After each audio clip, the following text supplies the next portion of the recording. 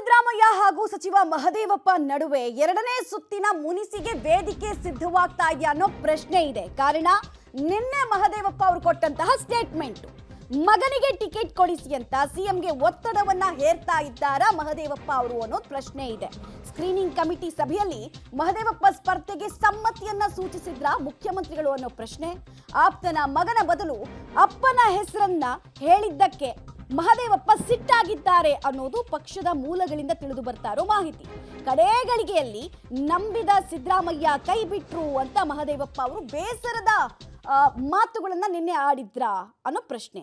ನಾನು ಸ್ಪರ್ಧೆ ಮಾಡಲ್ಲ, ಮಗನಿಗೆ ಟಿಕೆಟ್ ಕೊಡಿಸಿ ಅಂತ ಒತ್ತಡ ಹೇರೋದನ್ನ ಕಂಟಿನ್ಯೂ ಮಾಡ್ತಾ ಇದ್ದಾರೆ. ಮಗನಿಗಾಗಿ ಟಿಕೆಟ್ ಲಾಭಿ ವಿಚಾರದಲ್ಲಿ ತಮ್ಮ ಕೈ ಮೇಲಾಗ್ತಾ ಇಲ್ಲ, ಅಪ್ಪರ್ ಹ್ಯಾಂಡ್ ಸಿಗ್ತಾ ಇಲ್ಲ ಅನ್ನುವಂತಹ ನೋವು ನಿನ್ನೆ ವ್ಯಕ್ತವಾಯ್ತಾ ಅನ್ನೋ ಪ್ರಶ್ನೆ ಸಹಜವಾಗಿ ಕಾಡ್ತಾ ಇದೆ. ಬಿಕಾಸ್ ನಾನು ಪಕ್ಷಕ್ಕಾಗಿ ತುಂಬಾ ತ್ಯಾಗ ಮಾಡಿದ್ದೀನಿ ಅಂತೆಲ್ಲ ಮಹದೇವಪ್ಪ ಅವರು ಸ್ಟೇಟ್ಮೆಂಟ್ಗಳನ್ನ ಕೊಟ್ಟರು.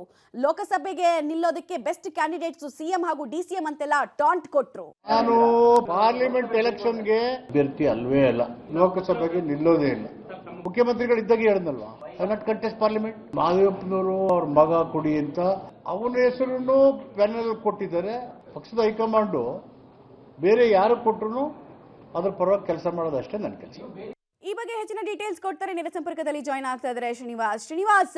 ಈ ಹಿಂದೆ ಅಂದ್ರೆ 2018ರಲ್ಲಿ ವಿಧಾನಸಭೆ ಚುನಾವಣೆ ಸೋತ ಬಳಿಕ ಮಹದೇವಪ್ಪ ಹಾಗೂ ಸಿದ್ದರಾಮಯ್ಯ ಅವರ ಸಂಬಂಧ ಸಂಪೂರ್ಣವಾಗಿ ಹಳಸಿತ್ತು, ದೂರ ಆಗಿದ್ರು. ಈಗಲೂ ಅಂಥದ್ದೇ ಸುಳಿವು ಸಿಗ್ತಾ ಇದೆಯಾ ನಿನ್ನೆಯ ಸ್ಟೇಟ್ಮೆಂಟ್ಗಳ ಮೂಲಕ? ಮತ್ತೆ ಪದೇ ಪದೇ ಮಗನ ವಿಚಾರದಲ್ಲಿ ಎಷ್ಟೇ ಸಿದ್ದರಾಮಯ್ಯ ಅವರ ಬಳಿ ಹೇಳ್ತಾ ಇದ್ರು, ಯಾಕೆ ಸಿದ್ದರಾಮಯ್ಯ ಅವರು ಕನ್ಸಿಡರ್ ಮಾಡ್ತಾ ಇಲ್ಲ ಅಂತ ಅನ್ಸುತ್ತೆ?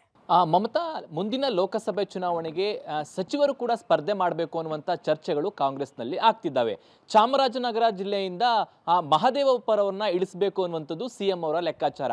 ಒಂದ್ ವೇಳೆ ಪುತ್ರನ ನಿಲ್ಲಿಸಿದ್ರೆ ಅಲ್ಲಿ ಫಲಿತಾಂಶಗಳು ಬೇರೆ ಆಗಬಹುದು ಅನ್ನುವಂತಹ ಲೆಕ್ಕಾಚಾರದಲ್ಲಿ ಸಿಎಂ ಅವರು ಸ್ಕ್ರೀನಿಂಗ್ ಕಮಿಟಿಯಲ್ಲಿ ಮಹದೇವಪ್ಪ ಅವರು ನಿಂತರೆ ಅದು ಪ್ಲಸ್ ಆಗುತ್ತೆ ಅನ್ನುವಂತಹ ಒಂದು ಅಭಿಪ್ರಾಯವನ್ನು ಕೊಟ್ಟಿದ್ದಾರೆ.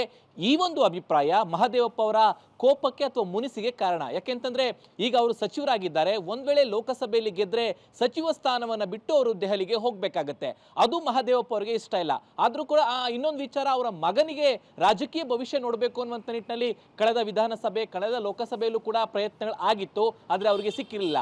ಈ ಬಾರಿ ಆದ್ರೂ ತಮ್ಮ ಪುತ್ರ ಸುನಿಲ್ ಬೋಸ್ಗೆ ಚಾಮರಾಜನಗರದಿಂದ ಟಿಕೆಟ್ ಕೊಡಿಸುವಂತಹ ಹಂಬಲದಲ್ಲಿ ಮಹದೇವರಪ್ಪರು ಇದ್ದಾರೆ. ಆದ್ರೆ ಇದಕ್ಕೆ ಸಿಎಂ ಅವರು ಒಪ್ತಿಲ್ಲ. ಯಾಕೆಂದ್ರೆ ಅಲ್ಲಿನ ಗೆಲುವು ಸೋಲಿನ ಲೆಕ್ಕಾಚಾರ.